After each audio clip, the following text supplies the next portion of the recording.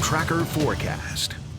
And then with that, like, it's already changed. It's already gone down a little bit, right? Yeah, last time I checked, like 30 minutes ago, it was still going to have like strengthening into another Category 5 because it did downgrade to a Category 4 over the past few hours because of eye wall replacement, but it keeps changing. It looks like it's going to stay a Category 4, so that's kind of good news. It's still a pretty big storm. No threat to the United States, though, which is a very good thing. Here's a look at her. This is Hurricane Erin spinning at 140 miles an hour to the west at 14 miles an hour. Again, it's going through a little bit of a decrease in strength because it's going through eye wall replacement. That'll continue to be the case as we go throughout the rest of the evening tonight.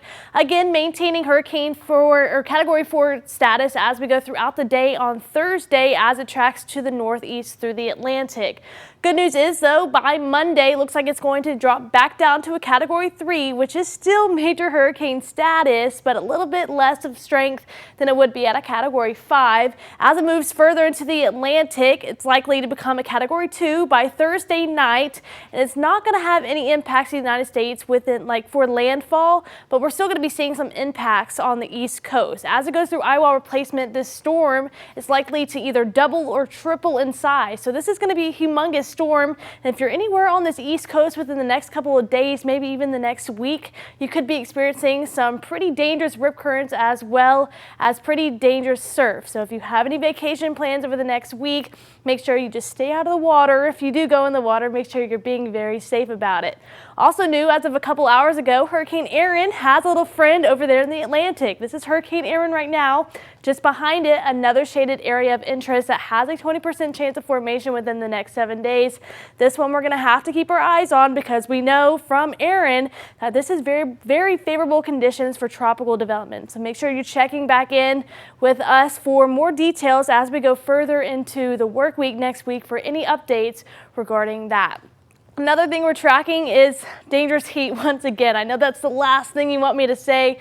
Temperatures back into the upper 90s, eventually falling back to 90 by Thursday because we'll have another cold front that'll come through that'll increase our rain chances, but we're gonna have to deal with this heat and humidity first. We're talking triple digits once again. Monday looking like it's going to be the hottest one out of the work week.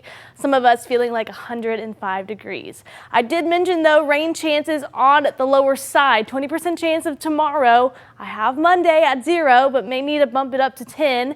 As we go into the latter part of the work week, the rain chances start to increase because we do have that cold front that'll come through. Here's future radar for tomorrow, 12 p.m. starting to see some isolated shower activity. That'll continue throughout the afternoon and evening hours before eventually drying off overnight. And to start our Monday morning commutes, nothing but clear skies and some sunshine. As we go into Monday afternoon, again, staying clear, not really any rain in the forecast. We may have a rogue shower or two, but that's about it for your Monday. Overnight lows tonight will be sitting in the low to mid 70s, and waking up tomorrow we'll start to have a little chance to see some isolated showers, specifically in the afternoon, but we'll warm up into the mid 90s, feeling like the triple digits.